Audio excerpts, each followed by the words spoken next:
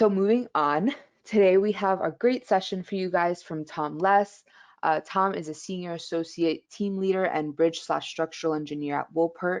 He is a structural, I'm sorry, he's demonstrated history of working in civil engineering industry. He has a robust professional experience, currently leading a team of 13 staff engineers and designers in the transportation field for bridges, traffic, construction, admin, etc., with a Bachelor's of Science and a Master's of Science focused in structural engineering from The Ohio State University. So, Tom, can you hear me? I can.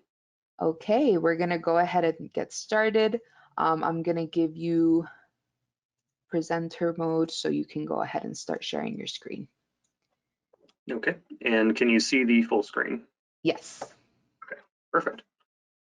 Thank you everyone for joining. I'm going to be going through a case study that I had run into that I thought might be of interest to the network, and going to discuss crash loads here, in particular as they relate to the deck analysis in a situation that you may run into, particularly with rehabilitations.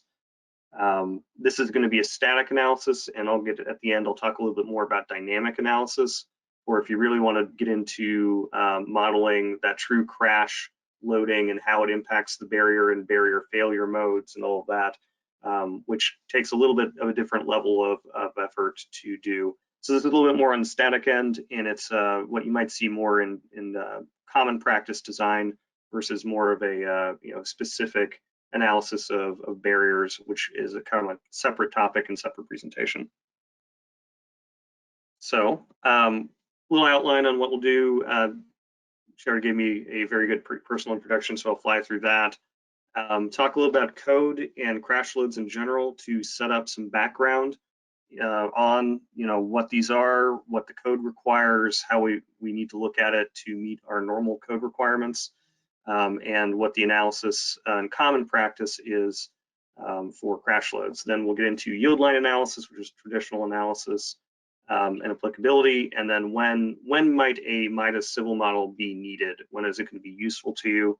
And the case study example, which is actually the bridge I showed on the first screen.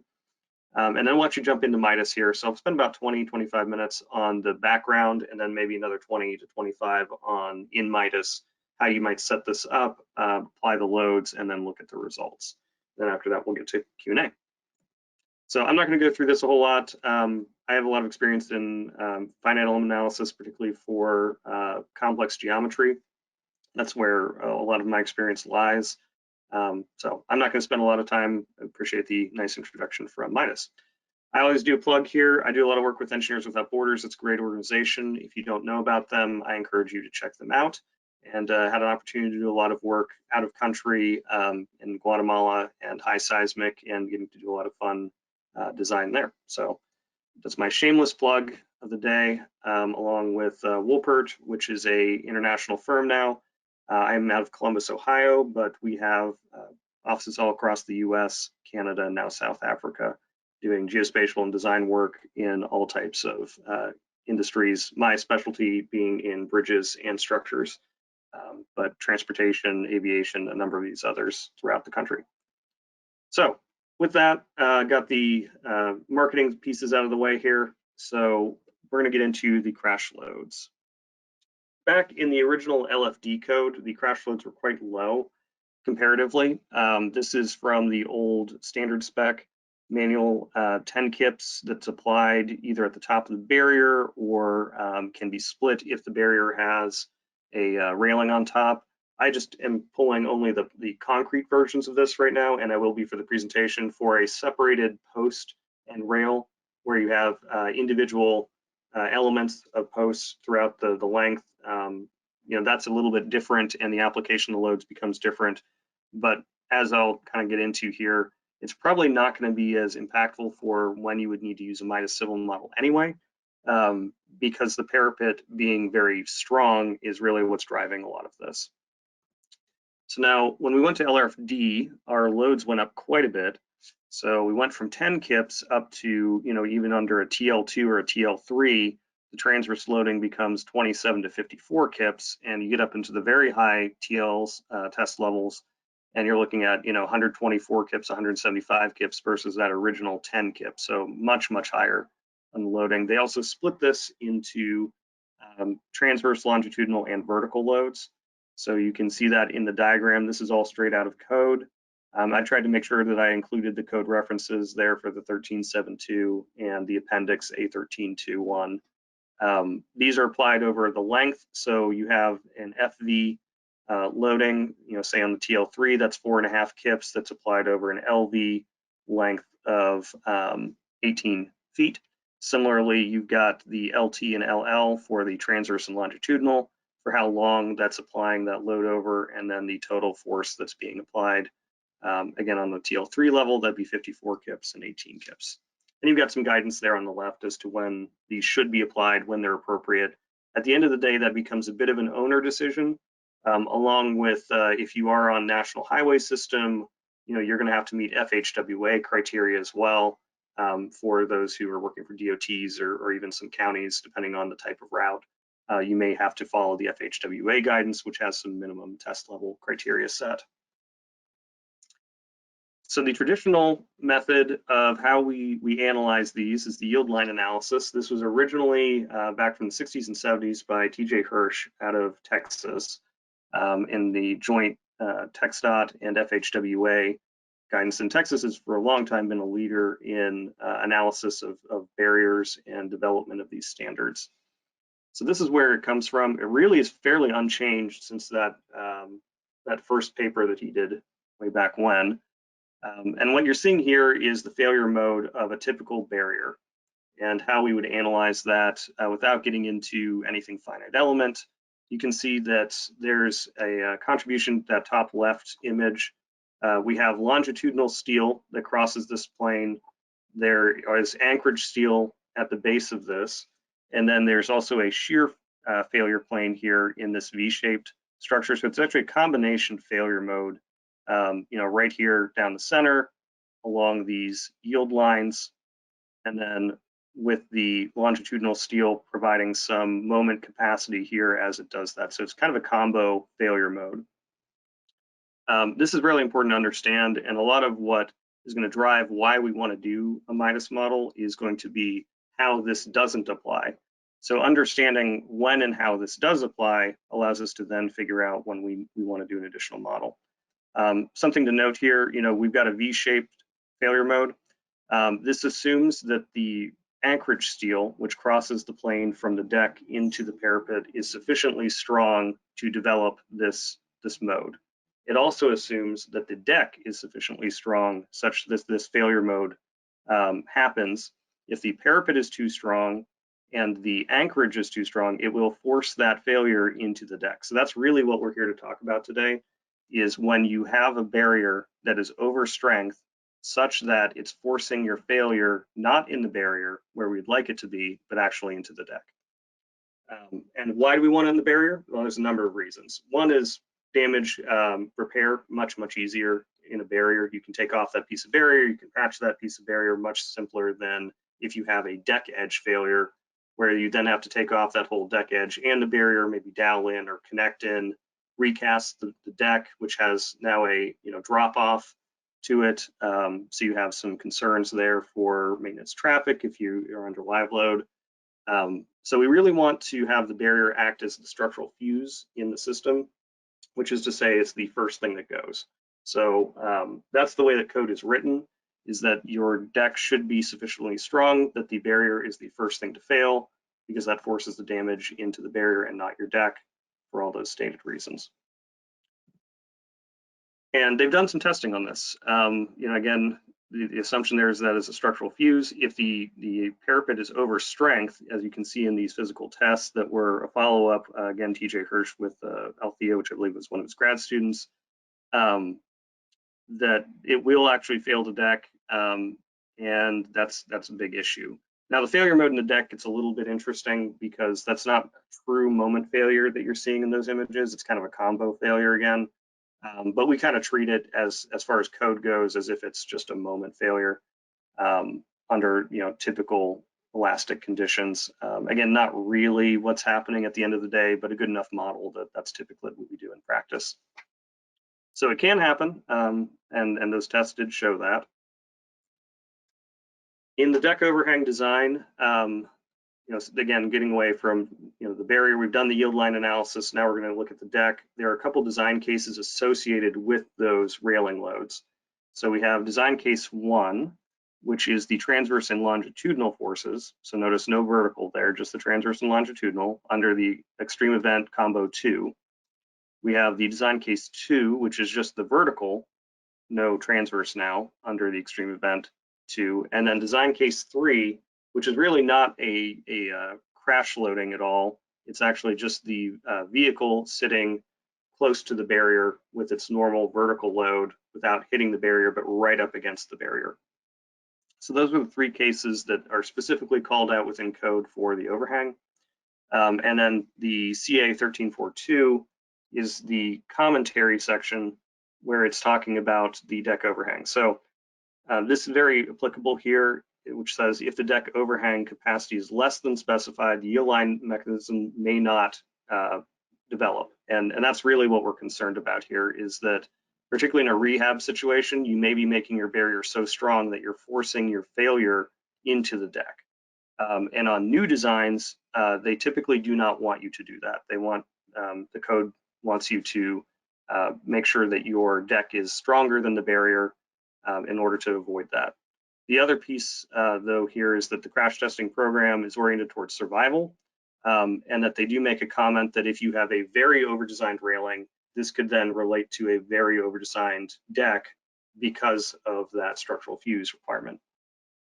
States can, or owners can, waive that, particularly if both are over strength such that by the crash loading, neither one will fail, then you're okay. You've protected life safety, and may mean that if you had a really higher than planned load, that the failure may occur in the deck, but you have taken the steps you needed by making sure that both of those elements met the requirements of the loading per AASHTO.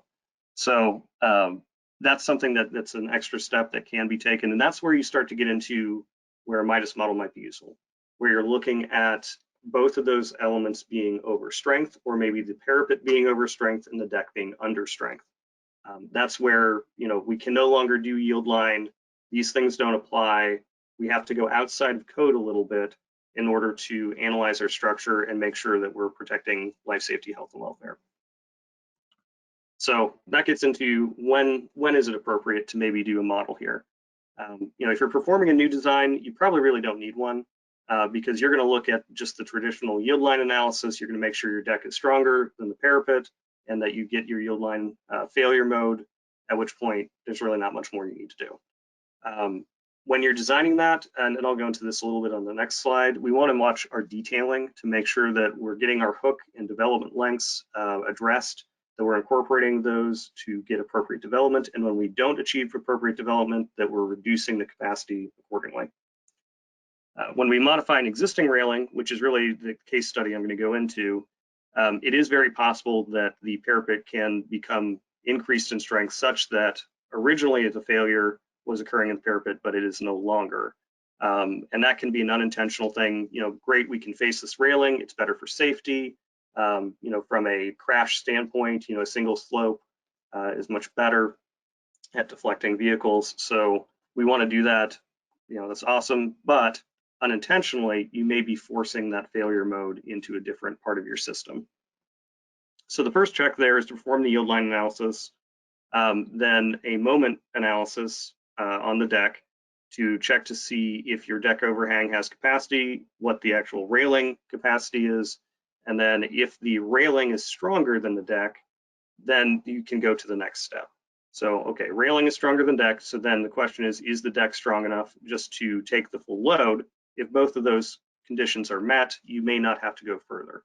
But in terms of analyzing what that distribution is, particularly with a non-standard barrier, that's where a Midas civil model or something similar could be very beneficial to you in evaluating what is the load distribution capacity of the barrier, how far does it take that load out, and spread it along the length of the deck. So those are some of the things to think about as you go into it. But ideally, a lot of your situations, you won't have to do anything like this. There just may be a subset of them where you may want to think about it. Some things to think about too, as far as the anchorage and some of the development things. So a lot of barriers, I'm showing an Ohio barrier, but many states have pretty similar single slope or Jersey style barriers, and you usually will have these saw cut joints on your barriers. They could be 10 foot, 14 feet. I mean, I've seen some areas where they want them as tight as 5 feet. But with these saw cuts, if they cut through your longitudinal reinforcing steel, you do need to think about that. Going back up a little bit to our failure mode here, the longitudinal steel is what's helping to develop tension in order to have a moment capacity across this failure plane. So if you've cut that steel, you no longer have that contributing to your capacity in your barrier. So there is going to be a functional limit to how far you can distribute that load based on these saw cuts or other details you may have in your plans. The other thing of note here, and I just want to point out for more like general design, but it gets into my specific situation for my case study shortly, which is that, this anchorage bar is very important, as is the transverse bar on the top of the deck, which is what is going to take the moment here. When you apply a transverse load, you have an overturning moment, which then translates into a moment in the deck. And both of those bars, you really need to look at the development, because depending on the bar size, that development can be quite long. And compared to the area you have to actually develop the bar, it may not be sufficient. So, and a lot of times what we need to do for these anchorage bars, or sometimes for these longitudinals, or not, sorry, not longitudinal, transverse, is we need to come up with an effective area of steel, which is based on your total area of steel as multiplied by the ratio of the provided development over the required development. So if, say the development here, say this is 9 inches is what you have, but this is a 12-inch required development, you really only have about 75% of that bar capacity in effective steel to be able to develop the anchorage. So just watch out for that. It's something that can come up. And it came up here. So my specific case study, we were doing rehabilitation of parapets on a fairly large bridge. It's actually got a lot of different parapets on it. The bridge has 3 different parapet styles that are on the structure now, and that was due to an original design and then some scab-ons and former rehabs that they did to widen it or replace pieces. And we're going to do an overlay. We're going to do some fiber wrapping, some pier repairs, a few other things, but one of the other items is parapet facing. So we'd like to take these old safety curbs and upgrade them into a single slope, take a Jersey style, upgrade that to a single slope, and make the barriers consistent across the bridge. One of the things that we found when we got into this is that the existing plans had a lack of detailing that you do sometimes see in older plans, especially. Also, this was a wider barrier at the time, and that lower 10 kip load made it not really so much of an issue. But this is actually a number 7 bar in the top, which is quite large for a top transverse, and it's at 8-inch spacing, which really that area of steel is not anything crazy, but today we would typically go with more like number 5 or number 6s at a tighter spacing, partly to meet crack control requirements. We want to keep our deck surface uncracked to the extent we can, particularly if you've got, de-icing salts and other things happening. To make the deck last longer, we want to control that cracking. So usually you're going to go with a little bit tighter spacing, smaller bar, but they used number 7s. They also did not hook their number 7s. So now you've got a number 7 bar under this barrier that does not achieve its full development. So that's one of the issues that we ran into. And this is one of the widening sections. And unfortunately, during that rehab, they didn't realize that, and they continued with the same detailing as the original and went with, again, a number 7 bar and no hook at the end. You can see this barrier being a single slope was also much more narrow. So now you have a number 7 development, but this is only an 18-inch barrier. So here's some of our details of how we're going to remove part of the safety curb. We're going to anchor in some new dowels, make this much wider, but as you can see with a 2-foot barrier instead of an 18-inch, this is a over strength barrier as far as the crash loading is concerned. So that's part of what's requiring us to then analyze this deck in more detail. We've got large bars that aren't fully developed. We have an overstrength barrier that's really pushing that failure into the deck, and we need to analyze it appropriately to make sure that we're not going to have issues. This also requires TL3 loading. It was a state route, large ADT, 128,000 cars a day. It's 55 mile per hour, and it's actually 2 spiral curves on the structure, and one of them does not meet curve criteria. So not a great situation from a parapet standpoint. You know, high ADT, higher speed, deficient curves. We want to make sure those barriers are going to be sufficient. So we did analysis on this project, more traditional, looked at various conditions. Again, because we had the entertaining bit of having original plans that are still in place, along with subsequent rehabs, about 4 different rehabilitations that only did parts of the bridge. We had multiple conditions here, an 18-inch and a 24-inch barrier. Some of them had epoxy coated, some of them had uncoated. And then we decided to look at it as both an LFD and an LRFD situation because the development lengths are substantially different between LFD and LRFD codes. So wanted to just cover our bases, look at it both ways for all the different conditions we had. And at the end of the day, what we found was that the barrier was sufficiently over strength to force the failure into the deck, and that the deck did not have sufficient capacity using a traditional analysis really in any of the conditions. So the closest that came here is the 24-inch barrier, wider barrier, so you've got more length for development. The LFD for the uncoated is the shortest development length. So we're getting most of our capacity, 96% of our capacity out of that bar, but even then, you know, we're not quite where we need to be. We're only at 30.5 versus 31.5 that we really need to meet our requirements. So because of this, we created a Midas model. And here's some parameters about this Midas model. They're plate girders with standard cross frames. You can see the oversized barrier. This is the rehabilitated barrier with the extra width and facing. Didn't go into detail to do all the little, you know, chamfers or all of that, just rough shape of it. And a lot of what we're looking at is how much can this barrier distribute that load within the extents that the saw cuts are going to allow us. We have an 8 3/4 inch effective deck, 3-foot overhang, pretty wide flange here. So not a lot of concern about the design case 3, which is your typical wheel load placed right beside the barrier. So, you know, that wheel ends up being right on top of that flange. Makes that case not really too much of an issue. But if you have bigger overhangs, you know, you'll need to incorporate that as well. We're not going to worry about future wearing surface, but we do have a 1-inch monolithic that's mostly worn off. So we will take that into account, but, you know, can still be there, along with an existing overlay that may or may not be fully bonded. There's definitely some areas where it's popped up. Got 12-foot cross frame spacing. I just went ahead and modeled a total length of 36 feet, but that was just kind of arbitrary. I wanted it long enough that I could look at, you know, a big enough area. Again, though, you are kind of restrained on what you really can do with it because of that saw cut action. And then as far as how this is modeled, we have the deck to girder connection using rigid links between the center node here and the node right here.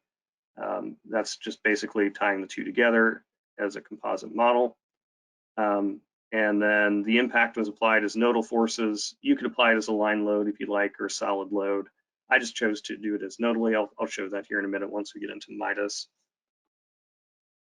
And this is kind of what the Midas model looks like at the end of the day with some loading on it. So you can see we've gridded this out. I chose to do a 6-inch grid just to make my life simple on where to find the loads, how to apply things. Everything was very uniform. You could do a more complicated meshing or tell the program to mesh. that may be something you could look into. I decided just to manually mesh it at a 6-inch grid, mostly because I felt it was the easiest thing, and it gave me pretty much what I was looking for on the overall. Here you can see, you can kind of ignore it's just the effective stress here within the barrier, so not really terribly meaningful, but from a shape and what's happening within the barrier, trying to assess and make sure that it's doing what we think it probably should be doing. And then here, the deck moment, you can see how that's distributing out with a primary point. This piece of the deck is actually under the barrier, and then the barrier itself where it touches down and how that distributes out over the length. So the result of this was that we actually had significantly lower plate moments than we expected. It spread it out quite a bit over that length. Now, again, that's limited a little bit by the saw cut action, so we went a little more conservative due to that, and we didn't really fully model that saw cut behavior. You could do that by actually just separating some of the solids. So, for instance, you could omit some of these solid elements here at a certain spacing, and that would give you essentially the effect of that saw cut behavior if you decided to look at that. We went a little more, basically simplified on that and just said, well, the saw cut's over 8 feet, 8 to 10 feet. So we're just going to only take 8 to 10 feet in our final evaluation of the deck, and that worked out fine. So we didn't go further than that, but you could. So given the joint spacing, we use that. We end up coming with an MU much less. So essentially, our deck has enough strength to take the moment. The parapet has enough strength, and the agency, the owner, was okay with this, and so they therefore waived the requirement that the parapet act as a structural fuse. So both things have sufficient capacity. If they did have somehow an impact that was much larger than the TL3, it could have damage. That damage is acceptable, and the agency has determined that the damage being in the deck, even though it's going to require more rehab cost, that was also acceptable. So at the end of the day, the Midas model allowed us to avoid additional rehab work. We didn't have to get into rehabbing the deck, and we saved the client time and money that they didn't have to go do all of that and have the MOT set up at 128,000 cars a day. So that's great. That's what we want to do for our clients. We've saved them time, we've saved them money, but this is theoretical. So just always a caveat with any type of modeling you do on crash stuff is that crash testing is a very different thing than a 3D model. So even if you go down to a very advanced model, it's still not the same as doing an NCHRP or MASH test. So there are some caveats there. Owners, particularly DOTs, FHWA, have some different opinions there and have a little bit of a different guidance depending on what you're doing. So something that's been actually crash tested has a lot more weight than if you do the analysis, but analytical still can help you get to where you need to go. So what if it hadn't worked? And in this case, we came up with a couple different solutions. None of them are great, but just ways to get around it. We could reface or rehabilitate the barriers to be wider. So wider barrier means more length under the barrier to develop that number 7 bar, helps bring up our capacity. Also, that wider barrier, and this is some of the instances where we're going with 18-inch is really more the case, but it also allows us to distribute that load because we're going with the overstrength barrier with more distributional capacity. Alternative 2, we can look at a very similar situation. Alternative 3, this is one where we'd actually go out and install additional kickers, which would essentially, I'm going to go back to here, you would take a steel piece, usually a channel or a angle, and you would put it either in the welded or bolted to a stiffener, a connection down here up to the edge of the deck, and then you would anchor that into the bottom of the deck. So that essentially you're developing a strut connection.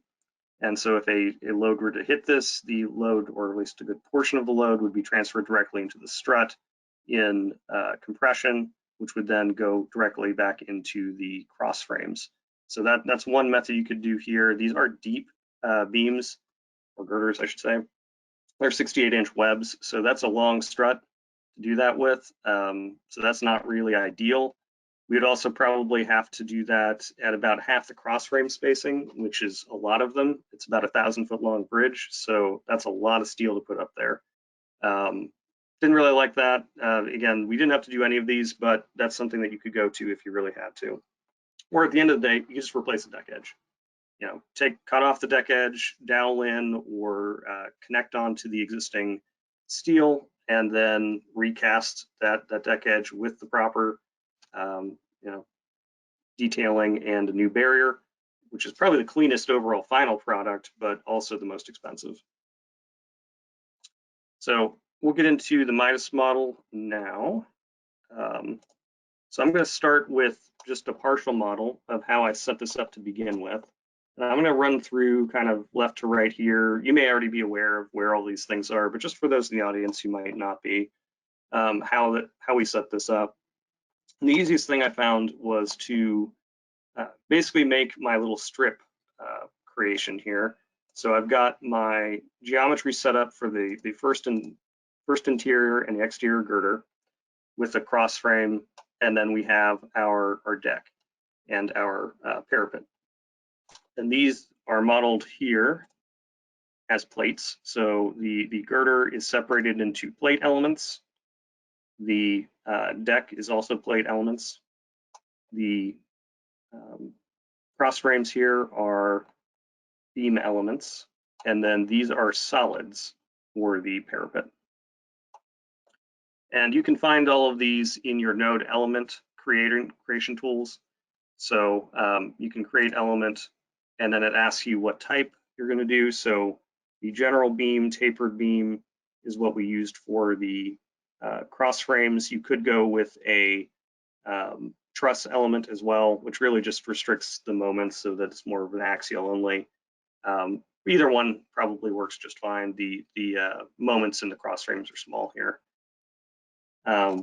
The beam here you can see is split up. You do want to keep the essentially very similar ratio. So something in finite element modeling you always want to watch out for is your aspect ratio, which is to say the length to width of any given element or plate needs to be relatively square. I mean, you can go rectangular, but if you get outside of that, maybe 4:1, 6:1, it starts to get a little wonky with how the analysis works and how accurate you can be, along with the distribution of the forces gets to be a little bit odd too. So just watch out for that. You want to keep things as square as you can. So that's what we did here with how we broke this up. And essentially all we did was we just looked at, you know, what the nodal point would be for each of these and input them on one set of nodes, and then just took all of the nodes, selected them all, and then you can simply copy them. So that's what I'm going to do with the overall model as well. That makes this much quicker. So you can select anything you like. In the node element tools, you have these creation of elements, all of that. And I should have said too on the create elements, that's where you can go to the plate and to the solid. So here you can go and create a solid with a 4-noded, 6-noded, or 8-noded solid, and you can apply the material. So here we've got a 4,500 PSI concrete, and then you just need to, you know, click 6 points, and you can, or 8 points, and you can create your node, or not your node, your solid here. So that's how these were created. You can see individuals. Sorry, I'm bouncing back and forth a little bit here. You've got an 8-noded solid right there, and we've got a 6-noded or an 8-noded. This one's 6-noded here. I can grab the right one. There we go. 6-noded solid. So that's how that was set up. Once we get one set of these nodes, you can select all using the window tool. And this is your friend up here looking at isometric, top views, side views, quickly switching in between. So I wanted to just grab only those nodes. And then you can go into your node element, go to translate, and you can have this copy any number of times those nodes over. So I'm just going to do this for display. I'm going to move this by dx 24 inches one time. And you can go down and hit apply. And I grabbed everything here, but basically what you can see is I've copied over that whole piece 24 inches one time. And this is where you can really quickly create, once you've got this one section cut of those nodes, you can then attach your plates, attach your elements, and then use this to very quickly, essentially extrude the model in the direction that you would like. So I'll go ahead and do that now with a little bit larger. Select all of these. And then what I'm going to do is I'm going to unselect the cross frames. I don't want cross frames every 6 inches. That's not terribly useful. So unselect those. Got everything else. You could also turn these off. That's another way of doing it. And then you can go in here and say I want to do this every 6 inches because that was my width. And I can do that however many times I would like. Say I want to do it 48 times. You can see I've now extruded this model. And since the width here is 6 inches and I did the offset at 6 inches, it knows to connect those nodes up and not to duplicate nodes. So this is all one structure. So I've now got everything extruded there. I'm missing some cross frames, but I can do the same basic concept with cross frames. So I can select those. I want to do these at 12-foot spacing. So that's what my cross frame spacing was. And I'll do that twice. And now I have cross frames. So those are now at the right spacing. We have our model pretty much where we want it to be and extruded out with solids created. And that's a very quick way of creating this. And you can do that for however long you want, or whatever length you want to analyze here. I'll do a couple other things in here just to kind of show material properties, and then I'll jump to the analysis side and the loads. Load application is fairly simple, but we'll go through the properties first. Section-wise, we have our standard angle. You can just look that up out of the database. It's a database here, angle AISC, and then you can look up all your angles. The thicknesses we have here, we've got an 8 3/4 inch for our deck. We have the plates. So these are the web and the flange plates here. They're just assigned thicknesses of the plate. And then our materials, which are your concrete. Again, see 4500 standard ASTM there, and then the steel, which we did as grade 36 as the original A36 steel. Put in as A709 grade 36 versus an A36, but functionally the difference is almost nothing. Boundaries here. So we do need to tie these two together, and what you'll see, back out, is that we have all of these, and you can see these in your window, your works menu. Supports and master slave node assignments, which is really a rigid link node assignment. To insert that, you can go to rigid link, and you can define the dx and dy, which is your location and rotation constraints. So these are all basically fully constrained, on location, and then a little bit unconstrained on rotation. The reason I left some of those out is that there's portions of the bridge, that's another complication to it, that are non-composite and composite, depending on which beam you're talking about. It's very messy. But you can do this on just your first one or two, and then when you copy that whole series, it copies the rigid links too. So once you set this up, basically 4 times on your original little model, when you extrude everything, it carries the rigid links with it, which is very nice. You don't have to go assign these individually. You can also get to the menu there and look at the rigid link in tabular form for which ones are assigned to which. It's a long list here, but when you first started, as long as you set up that original slice how you liked it, it becomes much easier when you just simply extrude it, that it just creates all of them automatically. So that is the main part of that. The boundary conditions here for how I set up, and I'll jump to a run model.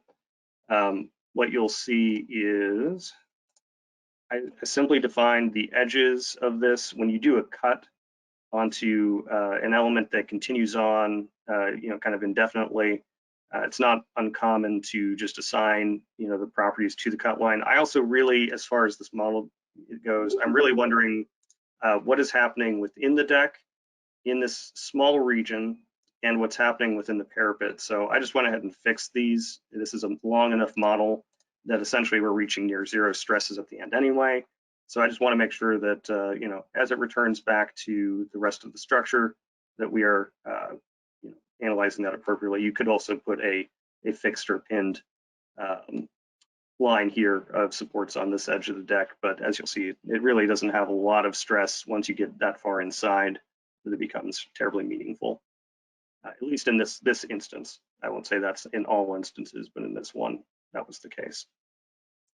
As far as the nodal loads go, so you can see here's the vertical load. It was spread over the length. So not a very high load. There's only 4.5 kips that's spread over 18 feet. So that's, we just come up with the load per node. Again, this is a 6-inch space, so it becomes pretty easy to try to convert that. If you do like a 1-foot grid or a 6-inch grid or 3-inch grid, all of your math to convert all of this becomes much easier. And then this case, so that was design case 2, which is the vertical load only. And then design case 1, which is a much shorter 4.5 feet and a much higher load for the 54 kips applied over that length. Chose the middle here, mainly because it does not have a cross frame. So we want to look at the worst case on that deck edge, which means probably the least support.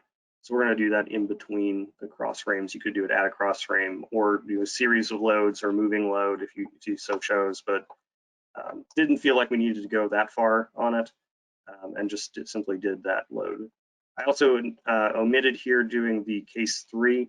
Again, the reason for that was that when you apply that tire load, it's going to be directly over this girder, and there's not really any point in doing that because it's going to transfer directly into the girder. And if what we care about is the overhang, that's not really applicable and doesn't really matter.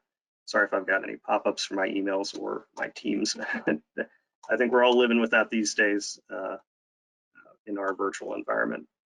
So that's the loading aspects.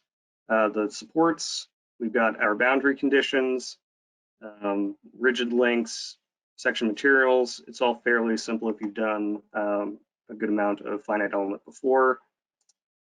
And then we can go into our results here. And one of the first things I always look at is deformation. So what does this look like? And you can do live load cases. You should also develop your combination here, which is going to be the extreme event combination. So in extreme event, you have 1.0 factors on both. So I just developed one for case 1, one for case 2, but they're fairly simple. Nothing too crazy there. So here we can see our deflected shape. The deflected shape is what we might expect to have happen.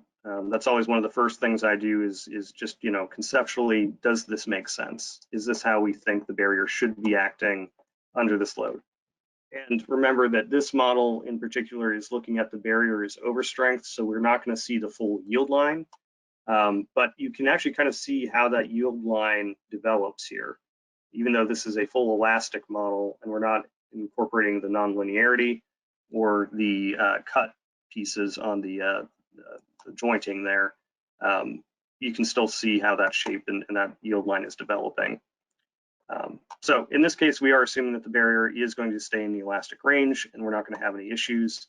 And that is what it happens. And the deflection is quite small, which really, when you think about if your barrier does not fail, if your deck does not fail, and it's all concrete and it's uncracked, yeah, your deflection is going to be pretty low, particularly for something that's 18 or 24 inches thick. So that's the first thing I look at. The next thing you can look at here is in your plate forces and moments, or in the reactions as well. So we'll go into those. And you can also get your stresses here if you want to see the stresses in the solids. So that's where you could do a sigma effective and try to see, what does the stress distribution look like? Does it make sense?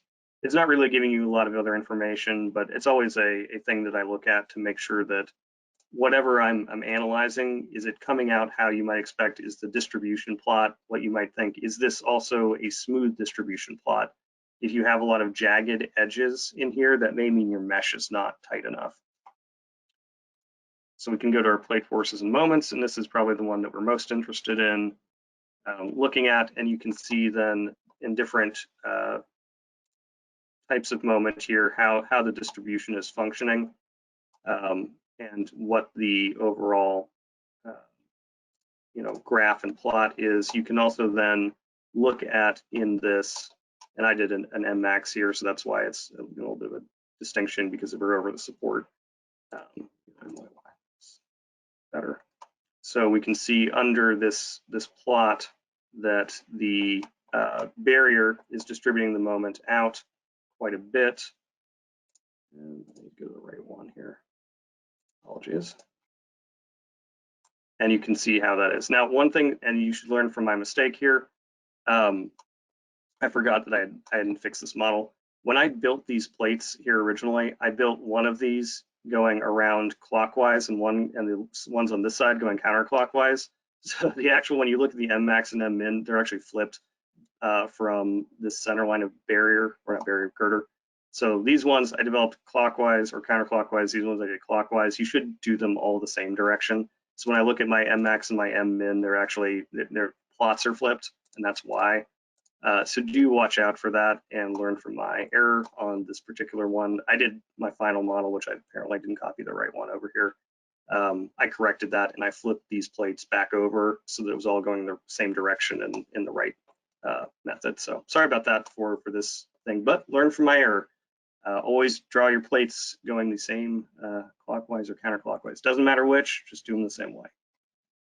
I think that's about it as far as this goes. You can see how it distributes out and where the stress concentration is, what length over which it is being applied, and then compare that to your jointing. And then you can look at your deck again with the moment distributed over that length. And you can hover over any point. Down here at the bottom, you can see the nodal coordinates. So you can see the dx, there, I'll switch this to feet. So you can see, in this range here, where we've got our highest concentration. Even if we go to about this red area, that is about at 14 feet to 23 feet. So we're over about a 9-foot length, which is longer than my jointing. So therefore, I use the jointing length in my deck analysis. But really, it's spreading over a much longer distance, and the moments are quite low accordingly, or much lower than you might have expected, because this barrier is so overstrength. So that's something, I know the AASHTO committee is taking this up and doing some additional analysis on the barriers, the deck edge, the requirements that they have for that overstrength. There may be new code guidance coming out soon on some of those topics. So watch out for that in the late or newer AASHTO codes coming up. That committee is actively working. I know because they aren't seeing a lot of deck edge failures out there, but it can happen. And again, it really kind of depends on the distributional capacity of the barrier and what's really happening within that. So I went a little bit over where I wanted to be, and but we still have about 7-10 minutes here to take questions. So I think we'll open up to that for now, and hopefully this has been helpful. Okay, thanks so much, Tom. We do have a couple of questions. I'm gonna pull them up right now. Give me 1 second. Sure, and while you do that too, I do want to mention as well that this is a static analysis. This is not a dynamic analysis, and it is also not taking into account the full non-linearity of the materials. So everything here is in the elastic range. If you want to do something much more complicated, I really would say look at Midas NX, which is a very different or beyond Midas Civil in terms of its abilities to do contact analysis, deformation, plastic analysis. Probably more the right program if you really want to get into like deep barrier analysis. But I can also comment on a few ways that you could get Midas Civil closer here too. Saw cuts are provided during construction, yes. So that's typically what we would do is we'll cast the barrier in the full run, and they go back in and saw cut those out. A lot of the reason for those typically is that you want to control where the cracking happens. So you have a defined joint, that is then filled with preformed expansion joint filler or something else, so that you don't have cracking all over the length of your barrier. You know, long concrete elements, again, this bridge is 1,000 feet long. You're not going to put a 1,000-foot barrier without joints in it. So the most common way, at least in the US, is that we go in with a saw and we saw cut around it, and then we know that that's where, you know, the cracking will happen, and we can put joint material to address it. The next question, is the material model elastic? Yes. So that was my caveat here, that if you really want to get into inelastic behavior, that you can get into the Midas NX. The other thing, though, is that we do have capacity within Midas Civil to model plastic materials, and more that's used for steel, but you can do a concrete nonlinear material, or really bilinear, where you build it as the elastic range, or, you know, for both the cracked and then the uncracked. So uncracked being at very low strains, and then you get into cracked concrete at higher strains, particularly for tension. That is something that you could absolutely apply, because that concrete will crack. We know that, and if you would like to do that, you can either build that within Midas Civil under the plastic material properties, right in the properties window, or you can get into some very complicated stuff within the Midas NX, and friends at Midas here, I'm sure, can speak to that one as well. I don't know if you want to take that opportunity on the Midas. Sure. We actually, JC, do you want to add anything to that? Oh, I'm not sure if he can hear me. JC, Yeah, hello. Yeah, I'm sorry, I'm just trying to find a way to unmute myself. Yeah, thanks, Tom, for sharing. So my name is Tracy, and I work in the Midas office for supporting users with Midas FEA NX. So as Tom has said, if you're looking into more of the concrete crack behavior, or doing more of the dynamic analysis, you can find more about the Midas FEA NX software on the website. And you know, we can talk a little bit more about you know, the application of that. And we do have webinars coming up about the static contact analysis and dynamic analysis. So if you're in the Midas email list, you can pay attention to these email, and you can feel free to sign up for these extra email. And I do want to one thing I do want to point out is that for the meshing, you know, if you would like to, you know, if you're relatively new to Midas Civil and would like to spend less time on the complex meshing, you're actually able to use Midas FEA NX to create these 3D shape and create meshing based on these 3D shape, and actually directly import these meshes into Midas Civil. So I don't know how much time, Tom, you spend on this mesh. It does look a relatively more complex mesh. And so if you want to save a lot more time regarding mesh, you can definitely take advantage of Midas FEA NX. So that can be added as a module to Midas Civil. Yeah, that was my comments. Sure. Yeah, and I agree. You could manually or do the automated mesh here too. I chose to do it. It actually only took me about, I think, a half hour to develop this mesh, because the main thing is using the functionality of that copy translate, which allows you to really kind of extrude things pretty quickly, particularly if they're very consistent. If you had a lot of other things going on or variable overhangs, that's where I think, you know, you start to really get into the auto meshing. Is very, very useful. But I won't go too long on that, because I want to get to some of the other questions here. 2 beams, partial span, boundary conditions. Again, I just used a fixed cut connection. I took about a 36-foot segment. You know, we are load here, particularly the worst case scenarios, applied over 4.5 feet. So it's a pretty localized thing.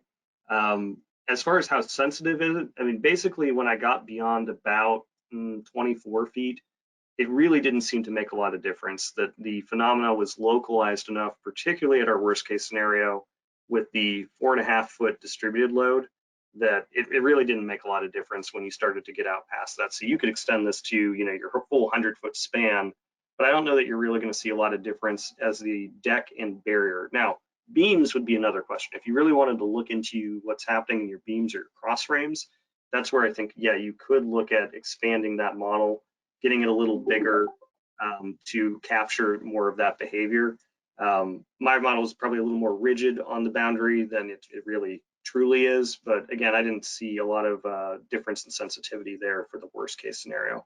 Did see that for the vertical load, which is much lower, but because it's spread over 18 feet, then you want a longer model in order to make sure that you're fully capturing that. Transverse load supposed to be applied to the top of the railing. Actually, no. In LRFD, they give you the height at which to apply the load. So that's right out of that table that I showed early on in the presentation that has each TL load with its loads. It also has the height at which you should be applying the load right in that table. Let's see.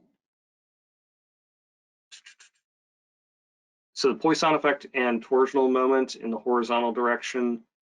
Yeah, you can look at this any number of ways. So as far as, do you want to look at this on a stress basis, a moment basis?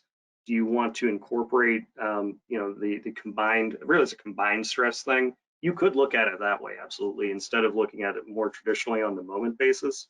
When I go back to the slides where I had the failure mechanism, when they actually crash loaded, or at least tested in a lab, the failure was not true straight moment. It was a combination and probably more of a combined stress failure that was happening there. We're treating it per code as if it's just a traditional moment diagram, but it's really not. So yeah, you could get into a lot more of those effects, in the modeling and in your output and how you evaluate it. And they have all of the different plots there to be able to see those. Stresses and torsional moments are all available to you in Midas Civil in the analysis window in the results. You can see those. Design moment of the deck, it is averaged typically. So your load application is over about, again, 4.5 feet. So that would probably be about the minimum that I would usually average over is, how far the load is applied over. But then you can go further out with that and average over a little bit bigger because of the distributional effect of the barrier. And that's really what we're trying to assess here is, how much can that barrier distribute within the system to more plate elements, and becomes a little bit of an engineering judgment call as to, how many plate elements you do that over. Checking forces transfer deck, plate model to grillage model used for global analysis. I had not gone back to fully do that in the grillage model. The grillage model really doesn't incorporate the barrier typically. We usually just apply it as a load instead of developing out the solids of that barrier in our grillage models. And I think if you use the Midas wizard, that's going to be kind of how it sets it up too, is it's going to apply that as a line load or a plate load, and not actually that full barrier built out. However, you could do that. You could add that into your grillage model if you wanted. As long as your grillage model adequately gives you the cross frame stiffness. And the only other thing I'm thinking here, it probably is not able to do it in the grillage because your deck is not plates. It is not separated out to take that as its own plate moment. The composite beam that it runs in the grillage model is really just on that longitudinal basis, I believe. So I think you probably have to go to more of an all plate in order to really assess this versus a grillage, or at least the way that the composite girder wizard runs the grillage. And then the solid, yeah, you absolutely could go to full solids on everything. Really with like the girders particularly, it's going to have a pretty thin plate behavior. Whether you do that as a solid or a thin plate, I mean, you could do it either way.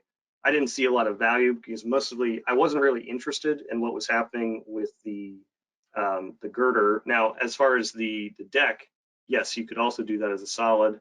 That may give you some different distributions that might be interesting, particularly as you relate to the failure modes that we were seeing with the testing that was done. So yeah, if I wanted to do a little research project here, I'd probably put those in as solids and see what the differences were. What I was really focusing on here was trying to get to a functional thing that design engineers could use every day versus I guess my own entertainment for research purposes. Barriers would be confirmed by crash test. Yep, absolutely. how can you validate the model against the crash test? Yeah, this is what I was getting to with the differences here in what is applicable and what is acceptable to the owner entities or FHWA really will change based on the crash testing. So most of the time, they really do want you to do a full crash test. There are certain situations where they will allow a theoretical only evaluation as opposed to a crash test. And that's working with your agency and with the approval authority, which may also go up to FHWA. So that does kind of depend a little bit. But yeah, absolutely, the number one best thing is you'd have the crash and validating your modeling. And if you get into really a lot of higher end where you're really analyzing that parapet to know what's going on and to give it a rating, they will require that, absolutely. Any meshing you would have done for the solid elements in the model. I think this is already addressed with the generation. You can generate a mesh in Midas, particularly the Midas NX. And I just manually did it basically by creating my section cut and then basically translating it and extruding it. But that's basically a mesh. It's just a really static square mesh. And then I had not gone into the full nonlinearity, but you can, absolutely. If I went into nonlinear behavior, it's probably going to give me some additional capacity that I was not counting on. What I think I probably would do to expand this as well is actually to cut in those saw cuts. I think that would actually be a bit more impactful to the model, is to delete out some of those solids to really model where we've got a discontinuity with the saw cut. I think is going to have more effect there. But absolutely an interesting thing to build in, particularly a cracked, uncracked, nonlinear into your concrete and see what happens. And I hope you all take that and can run with it and let me know if you do it, how it goes. Oh, I guess more. Happy to answer more if we've got the time anyway from the Midas folks. Yeah, we can spare a couple more minutes. Yes, yeah. Can you get moment calculations in your solid element? And I'll defer a little to the Midas folks on this. I believe you cannot. I believe that is a stress-based result. But I don't know, Midas people, am I correct in that? I think Edgar, who is also on with us, can answer that. Yes, you're correct, Tom. Okay, yeah. So that it is stress-based and not moment-based. So that is one thing that helps with doing things as a plate element. You can get a plate moment out of Midas versus only looking at a stress-based scenario. And yes, you're correct. You could have a situation where the cross bracing the stiffness of the cross frame may drive, more into the deck. I did look at it both ways. Actually, originally I should have mentioned that, and it really didn't make a whole lot of difference. In my particular situation, I saw a little bit, actually, more in the deck, but very, very small difference in whether I did it at a cross frame or if I did it at in between the cross frames. So something to be investigated, I think, depending on your situation and what your overhang is and what your cross frames are, can all affect the overall stiffness within the model and how it distributes forces. Yes, and then the last one, or not last one, there, number 13. The end condition is something where you do have to worry about that because, even when you do your yield line, you only have basically half the yield line to work with. That's something that we looked at. Now we are tied in this situation, we'll be converting to a semi-integral. So the barrier actually is continuous through the end of the bridge, at which point it really didn't make a lot of difference for us. However, if you have a jointed structure that the barrier is non-continuous, you may need to look at that separately and do a model for the end condition, sure. Does Midas have the capacity to run an explicit model? I think we talked a little about that. That's the dynamic and the contact analysis that you would get into with Midas NX, not Midas Civil.